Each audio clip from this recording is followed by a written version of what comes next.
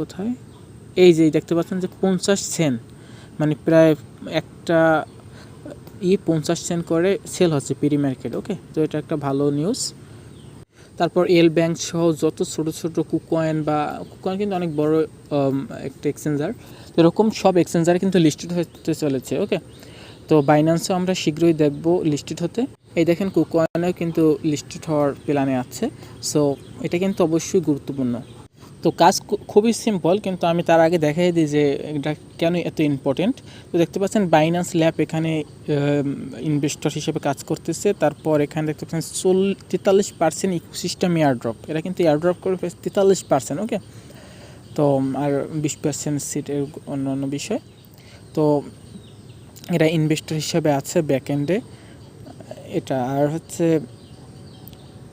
আর অনেক কিছু আপনারা ক্রিপ্টো র্যাঙ্কে এসে দেখে যাবেন এটার ফিউচার।